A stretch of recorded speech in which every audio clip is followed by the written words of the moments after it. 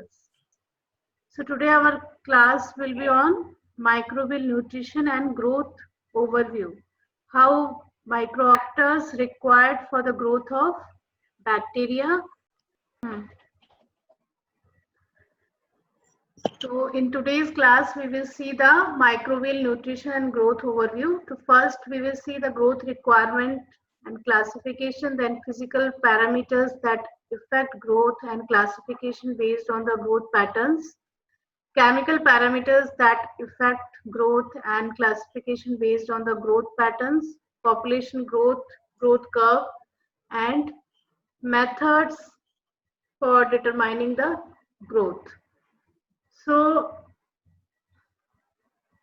the environmental factors which will affect the growth of bacteria are temperature, pH, osmotic pressure, oxygen classes. So first one is temperature. These are the physical factors which will affect the growth of bacteria. Okay, so if we see the temperature, then at the 3 points, these 3 points are called as cardinal temperature. First, the 3 points are minimum, optimum and maximum. तो कोई भी bacteria की growth के लिए 3 temperatures important होते हैं. एक होता है minimum temperature at which it can grow, optimum temperature at which it is a suitable temperature for the bacteria that it can help to the growth to the bacteria, help in the growth of bacteria. Optimum temperature. Maximum temperature is the maximum temperature at which bacteria can grow. So above that temperature bacteria can die. Okay, so minimum according to the graph you can see that if we in the y-axis if we write temperature and x-axis the growth is there, then 3 temperatures of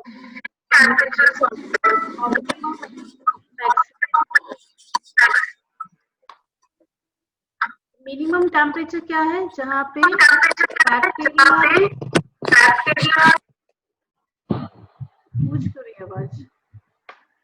minimum temperature क्या है जहाँ पे bacteria starts to grow.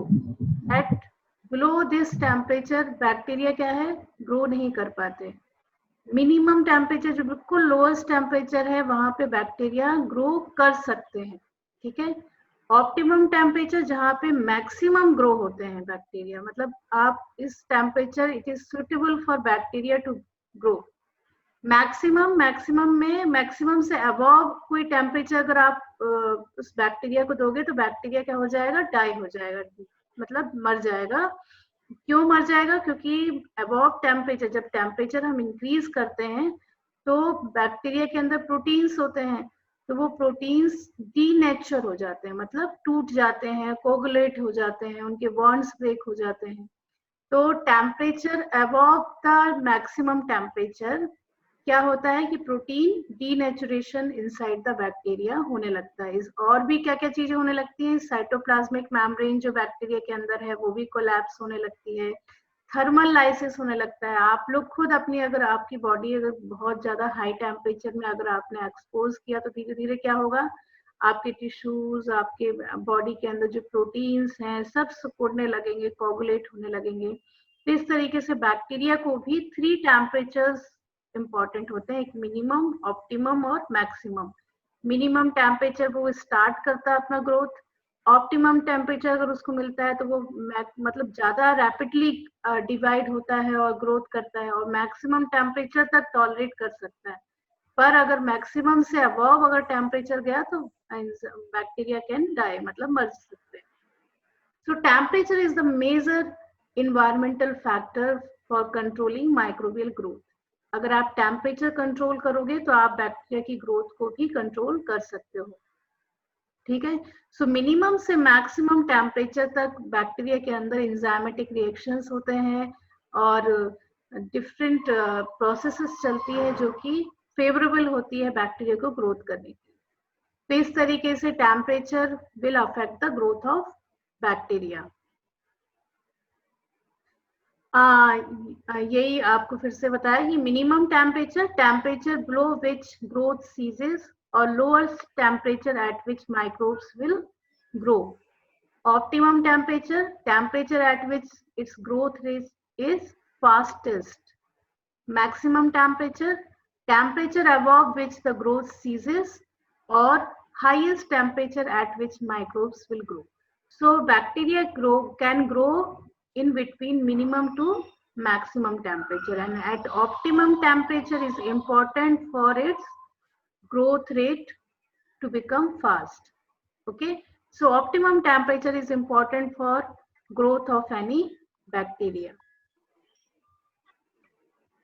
According to the temperature requirement for the bacteria, bacteria are again divided into different types of like psychrophile, mesophile, thermophile, hyperthermophile, hypothermophile. So what is meaning of phile? Can anybody define phile? Phile means, what is the meaning of phile? Animal. Phylum, ma'am. Phylum. Phylum नहीं, file क्यों word आ रहा है? File word यहाँ पे क्यों आ रहा है? File means loving, ठीक है। अगर कहीं पे भी फाइल, ये क्या है, सफिक्स है कि प्रीफिक्स है? सफिक्स है, मतलब बाद में किसी वर्ड के बाद में कोई सफिक्स फाइल जैसा यूज होता है तो it means loving. Thermophile means it loves the above temperature, मतलब टेम्परेचर। तो ये जैसे साइक्रोफाइल है। साइक्रोफाइल मीन्स जो माइक्रो ऑर्गेनिजम्स हैं वो लो टेम्परेचर पे ग्रो हो सकते हैं। मीसोफाइल्स जो कि 20 से 40 के बीच में ग्रो होते हैं। थर्मोफाइल 40 से 60 के बीच में ग्रो हो सकते हैं। हाइपोथर्मल फाइल जो 60 से 90 तक ग्रो हो सकते हैं। और हाइपर थर्मोफाइल, ये मतलब दोनों सेम ही है। हाइपर मतलब यहाँ पे थर्मोफाइल से अगर अबव है तो वो हाइपर थर्मोफाइल हो गए। तो 60 से 110 तक जो टेम्परेचर को टॉलरेट कर सकते हैं वो हाइपर थर्मोफाइल होते हैं, जो इस टेम्परेचर पे ज्यादा ग्रो होते हैं। आप यहाँ पे देख रहे हो ग्राफ, जो 4 डिग्री सेंटीग्रेड में इनका मैक्सिमम ग्रोथ होती है, 39 डिग्री सेंटीग्रेड में इनकी मैक्सिमम ग्रोथ होती है, 60 डिग्री में मैक्सिमम ग्रो होती है, 88 में ये मैक्सिमम ग्रो होते हैं, यहाँ पे 106 में ये इनकी ग्रोथ मैक्सिमम है। ये ग्रोथ रेट है और ये टेम्परेचर है। तो टेम्परेचर के अकॉर्डिंगली, हाँ बोलो क्या बोल रहे हो?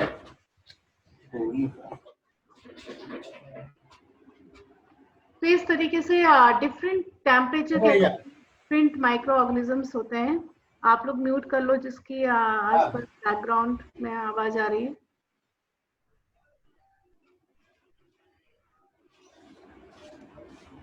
तो इस तरीके से साइक्रोफाइल, मीसोफाइल, थर्मोफाइल और हाइपोथर्मोफाइल होते हैं, ठीक है। आप यहाँ पे एग्जाम्पल्स देख सकते हो कि जो साइक्रोफाइल है दैट इज पोलैरोमोनस ब्यूकोलोटा, मीसोफाइल एस्टेरा कोलाई आते हैं उसमें, थर्मोफाइल में बैसिलस स्टीरियोथर्मोफिलस होते हैं, हाइपोथर्मोफाइल में थर्मोकोकस सीलर और पाइलोरोवस फुमेरी। इस तरीके से different bacteria according to temperature उनकी ग्रोथ मैक्सिमम होती है। कुछ थर्मोफाइल्स होते हैं, कुछ मीसोफाइल होते हैं, कुछ साइक्रोफाइल होते हैं, कुछ हाइपर थर्मोफाइल होते हैं, ठीक है। तो मीसोफाइल्स आप देखोगे कि mesophiles in range of 20 to 45 degree centigrade mostly mesophiles होते हैं। मिड रेंज टेम्परेचर ऑप्टिमा होता है इनका, and found in warm blooded animals and in terrestrials and aquatic environment in temperate and tropical latitude. Psychrophiles जो कि बहुत ही extremely cold conditions में ग्रो करते हैं, जैसे कि कोल्ड टेम्परेचर इनका ऑप्टिमा होता है। और most extreme representative inhabit permanently cold environment. Thermophiles जो 50 to 80 डिग्री सेंटीग्रेड में इनकी ग्रोथ होती है, और इनकी टेम्परेचर बिटवीन 45 से 80 डिग्री सेंटीग्रेड के बीच में इनका ऑप्टिमम टेम्परेचर होता है। हाइपोथर्मोफाइल जो कि ग्रेटर देन 80 डिग्री सेंटीग्रेड में इनका ऑप्टिमम टेम्परेचर होता है। These organisms inhabit means their growth or requirement for the growth are hot environments including boiling hot springs as well as undersea hydrothermal vents that can temperature in excess of 100 degree centigrade. तो आपको पता है, आपने hot spring सुना होगा, different types के climate सुने होंगे, तो जहाँ पे भी बैक्टीरिया होते हैं, हॉट स्प्रिंग्स में भी प्रेजेंट रहते हैं बैक्टीरिया, तो these bacterias are called as hyperthermophiles, ठीक है, जो कि एक्सट्रीमली हॉट कंडीशंस को बेयर कर सकते हैं और ग्रो कर सकते हैं उस कंडीशन में। तो यहाँ पे कुछ एग्जांपल्स हैं, जैसे कि यहाँ पे मिनिमम ऑप्टिमम, कुछ माइक्रो ऑर्गेनिज्म जैसे कुछ नॉन फोटोसिंथेटिक प्रोकैरियोट्स हैं, क्योंकि बैक्टीरिया प्रोकैरियोट्स के अंदर आते हैं। फोटोसिंथेटिक बैक्टीरियाज हैं, इनके अगर आप टेम्परेचर देखोगे तो मिनिमम, ऑप्टिमम और मैक्सिमम दिया हुआ है। जैसे बैसिलस साइक्रोफाइल्स, बैसिलस साइक्रोफाइल्स मींस मतलब एक्सट्रीमली मिनिमम टेम्परेचर इनका -10 डिग्री सेंटीग्रेड है, ऑप्टिमम 23 से 24 है, मैक्सिमम 28 से 30। अगर 30 से अबव टेम्परेचर जाता है तो बैसिलस साइक्रोफाइल्स ग्रो नहीं कर सकते। माइक्रोकोकस क्रियोफिलस जो है वो भी इनका -4 मिनिमम है, फिर ऑप्टिमम 10 है और मैक्सिमम 24 है। सूडोमोनास फ्लोरेसेंस जो है वो 4, 25 और फिर 40। इसी तरीके से और आप हायर टेम्परेचर के साइड ऑप्टिमम टेम्परेचर में कौन कौन आते हैं, जैसे कि ईस्टिरा कोलाई, जो आपके बॉडी का टेम्परेचर है उसी के अकॉर्डिंगली वो भी ग्रो करते हैं। तो इंटरोकोकस फिकलिस, ईस्टिरा कोलाई, नाइजीरिया गोनेरिया, ये सब क्या है, ऑप्टिमम टेम्परेचर में इनका मैक्सिमम ग्रोथ होता है। थर्मोफिलस एक्विटस, ये बहुत कॉमन एग्जाम्पल है, थर्मस एक्विटिकस, है ना, ये इनका ऑप्टिमम टेम्परेचर 72 है और मैक्सिमम 79 है। पायरोकोकस एविसी जो है वो इसका मिनिमम टेम्परेचर 67, ऑप्टिमम 96 और 102 इज ए मैक्सिमम। पायरोलोबस फ्यूमेरी, जिनका पिछली क्लास में भी देखा था, इसमें आपका क्या है 90, 106 एंड 113 है। मैं जो भी जिनके भी हैंड रेज हो रहे हैं मैं आपके लास्ट में आपके सुनूंगी, है ना, क्या है आपका क्वेश्चन। फोटोसिंथेटिक बैक्टीरिया जो कि रोडोस्पायरम रूबम है, इनका ऑप्टिमम टेम्परेचर 30 से 35 है, और सिनेकोकस एक्सिमस 79 ऑप्टिमम। तो इस तरीके से डिफरेंट टाइप्स के बैक्टीरिया का ऑप्टिमम, मिनिमम और मैक्सिमम टेम्परेचर होता है। तो जब भी हमको इनके ऊपर कोई रिसर्च या एक्सपेरिमेंट करना पड़ता है तो हमें पता होना चाहिए कि what is the optimum temperature, what is the minimum और what is maximum temperature for them. इसके अलावा अगर आप animals, plants, eukaryotic micro organisms, इन सबको भी देखोगे तो मोस्टली जो ऑप्टिमम टेम्परेचर होता है वो 60 तक होता है, ठीक है। पर बैक्टीरिया के केस में आप देख सकते हो कि 113 तक ऑप्टिमम और मैक्सिमम टेम्परेचर बेयर कर सकते हैं, ठीक है। आप देख सकते हो एनिमल्स, किसके पीछे बैकग्राउंड चल रहा है, दिव्या आपने सर्च किया कौन, कोई मैम कृष्ण मुरारी का माइक ऑन है। कृष्ण मुरारी, मैं सबको म्यूट कर दूं क्या? Yes ma'am. Yes ma'am.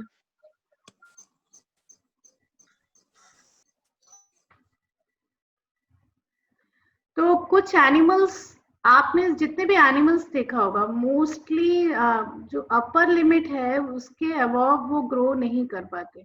जैसे 50 डिग्री से अबव कोई भी एनिमल्स ग्रो नहीं कर पाता।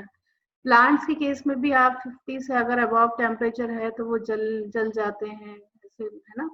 यूकैरियोटिक माइक्रो ऑर्गेनिजम्स भी जैसे प्रोटोजोआ है तो हाईएस्ट 56 वो टॉलरेट कर सकते हैं, एल्गी 60 कर सकता है, फंगाई 62 कर सकता है।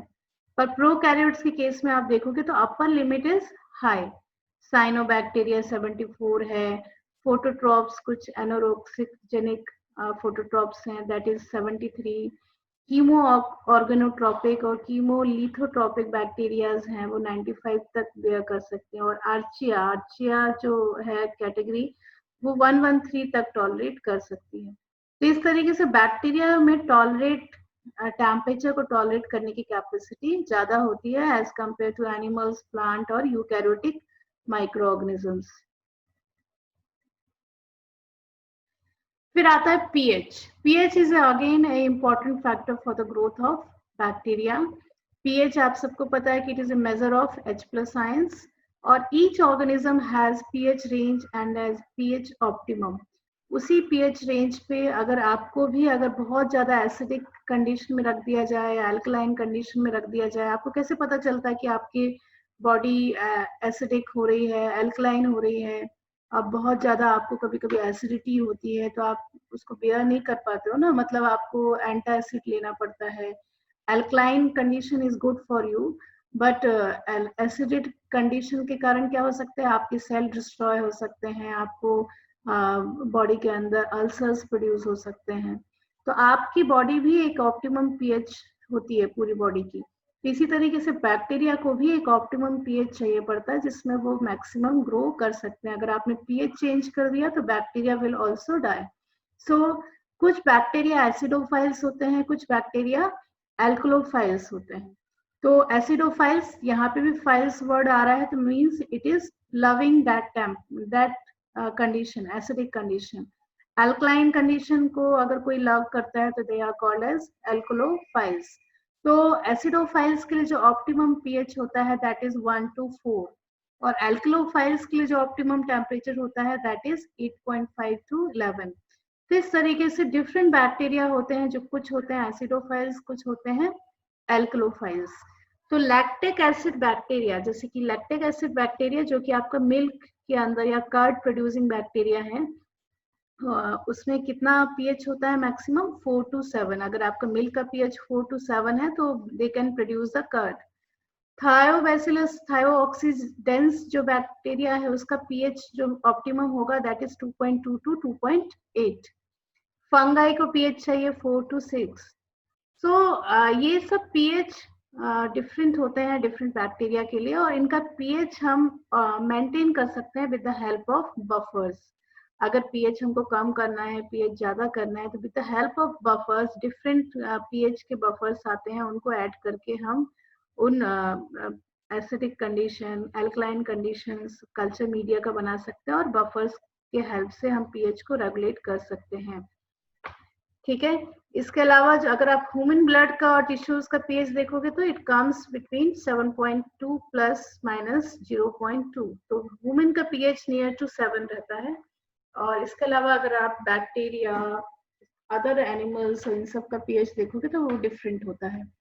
तो 2 टाइप्स के बैक्टीरियाज होते हैं, कुछ एसिडोफाइल्स होते हैं, कुछ एल्कलोफाइल्स होते हैं और जो न्यूट्रल रेंज में आते हैं दे विल कॉल्ड एज न्यूट्रोफाइल्स। ठीक है, तो कुछ एग्जांपल्स हैं जैसे कि एसिडोफाइल्स में हेलिकोबैक्टर पाइलोरी आएगा, थायोबैसिलस थायोऑक्सीडेंस आएगा, एल्कलोफाइल्स में विब्रियो कोलेरा आते हैं। ठीक है, कुछ क्लोज टू न्यूट्रल होते हैं और most of the organisms will grow best between pH 6 to 8। 6 to 8 is a normal pH or optimum pH in which most of the microorganisms will grow. Okay, but some are acidophiles and some are alkalophiles. ये कुछ और examples हैं। Acidophiles की range में कौन आते हैं, एल्कलोफाइल्स की रेंज में कौन आते हैं, जैसे कि volcanic soils, water, gastric juice, lemon juice का pH 2 होता है, rhubarb, peaches, acid soil, tomatoes का pH 4 होता है, American cheese, cabbage, peas, corn, salmon, shrimp, ये सब एसिडिक कंडीशन में आते हैं। न्यूट्रल में प्योर वाटर होता है, सी वाटर थोड़ा अल्कलाइन होता है, न्यूट्रल सॉइल, नेचुरल सॉइल का pH अल्कलाइन होता है, सोप सॉल्यूशन का अल्कलाइन होता है, सोडा लेक्स, लाइम, इन सब का मतलब आपका pH अल्कलाइन होता है। फिर आता है third condition osmotic. Osmotic pressure और ऑस्मेटिक सॉल्यूशंस के कारण भी माइक्रोबियल ग्रोथ का इफेक्ट, माइक्रोबियल ग्रोथ पे इफेक्ट पड़ता है। तो ऑस्मेटिक प्रेशर है ना, ऑस्मेटिक प्रेशर आप सब ने शुरुआत से पढ़ा है, स्कूल लेवल से आप पढ़ते आ रहे हो कि osmotic pressures depend on the surrounding solute concentration and water availability. Means कि ऑस्मेटिक प्रेशर सबको पता है ना, ऑस्मेटिक प्रेशर क्या होता है कि इट मींस कि it depends on the solute concentration and water availability. अगर सोल्यूट का कंसंट्रेशन आउटसाइड ज्यादा होगा तो क्या होगा, water will moves from inner sides to the outer side. Means water will move from the low concentration side to the high concentration side। means solute का concentration अंदर कम है और बाहर ज्यादा है, तो water will move from inner to outer side, और low concentration side, low concentration of solute side to higher concentration of solute side।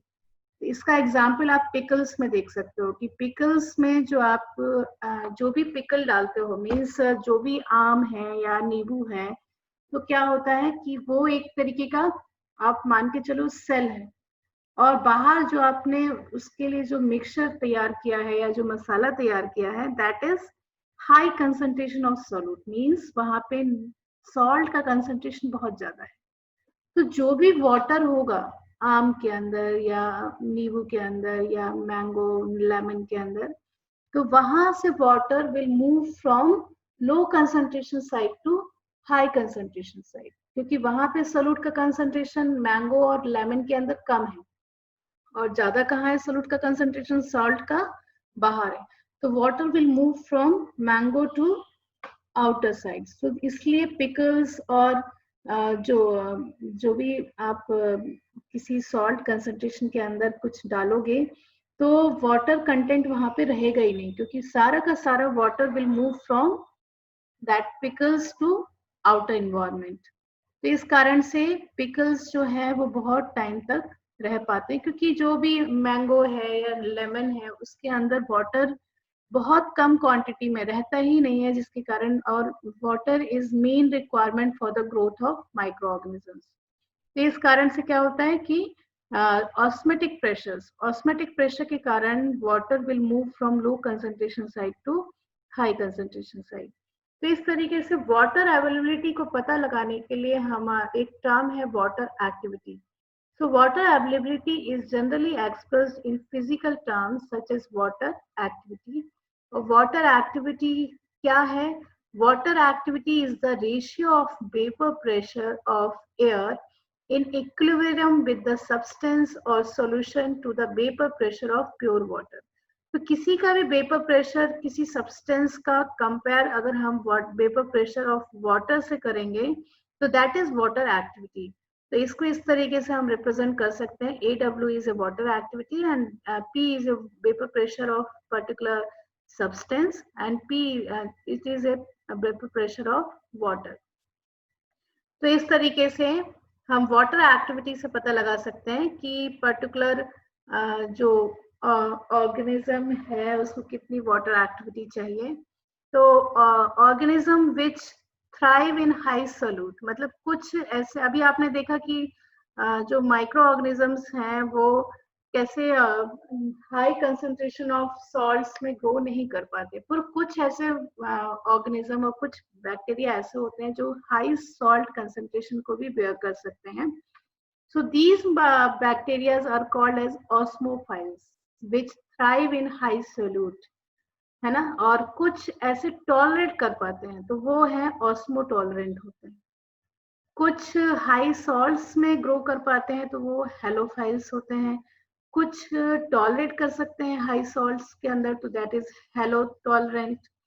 कुछ हाई प्रेशर्स को वेयर कर सकते हैं तो दैट इज बैरोफाइल्स, और कुछ टॉलरेट कर सकते हैं हाई प्रेशर को, दैट इज बैरो टॉलरेंट। तो according to bacteria different types of और उनकी ऑस्मेटिक इफेक्ट और वाटर एक्टिविटी को देखते हुए डिफरेंट क्लासिफिकेशन दिया हुआ है, ऑस्मोफाइल्स, ऑस्मोटॉलरेंट, हेलोफाइल्स, हेलोटॉलरेंट, बैरोफाइल्स, बैरोटॉलरेंट।